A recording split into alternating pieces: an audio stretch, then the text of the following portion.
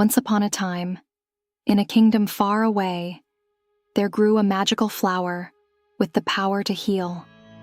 Long ago, a single drop of sunlight fell from the heavens, and from it, a golden flower bloomed. This flower had the ability to heal the sick and injured, and for centuries, it was kept hidden and used by an old woman named Mother Gothel. The flower's magic would restore her youth, allowing her to stay young forever. But one day, the queen of the kingdom became gravely ill while expecting a child. The people of the kingdom, in a desperate attempt to save their queen, searched for the magical flower. The magical golden flower healed the queen. Soon after, the queen gave birth to a beautiful baby girl with golden hair, Princess Rapunzel. Unbeknownst to everyone, the flower's magic had passed into the child. Mother Gothel, desperate to keep her youth, tried to steal Rapunzel's hair. However, she quickly discovered that cutting Rapunzel's hair made it lose its magic. So she did the only thing she could think of.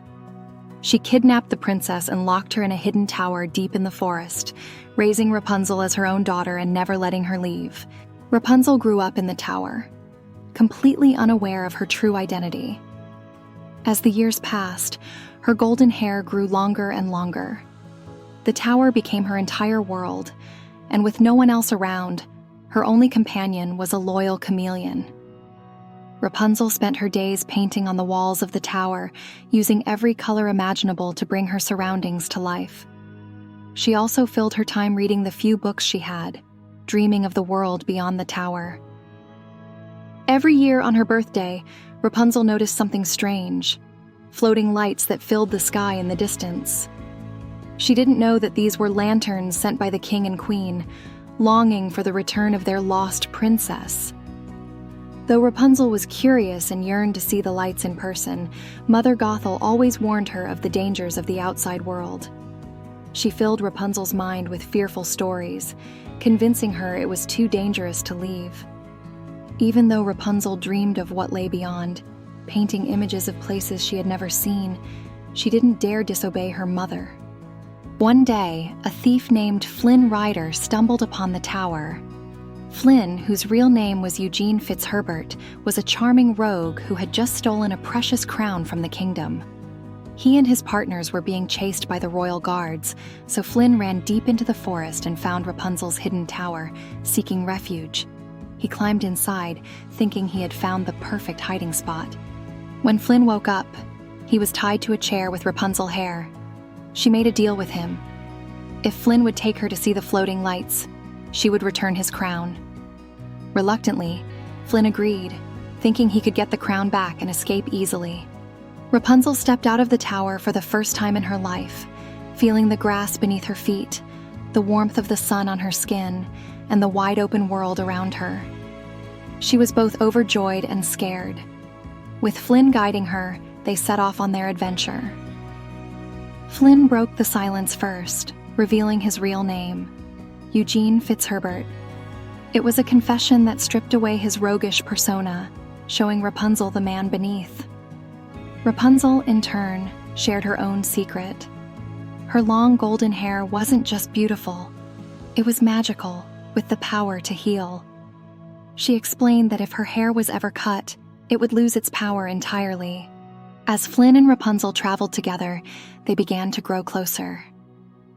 When they finally reached the bustling kingdom of Corona, Rapunzel was overwhelmed by the beauty and excitement around her. It was her first time outside the tower, and she couldn't believe her eyes. They wandered through the streets, her long hair trailed behind her, causing people to trip over it as they passed. Managing her flowing locks became a challenge, and Flynn noticed her struggle. Flynn asked a group of little girls nearby to help braid Rapunzel's hair.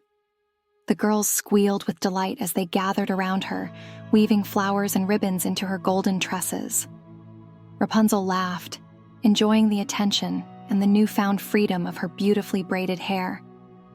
Later, they joined a festive dance in the town square, where Rapunzel twirled with joy, her heart filled with happiness.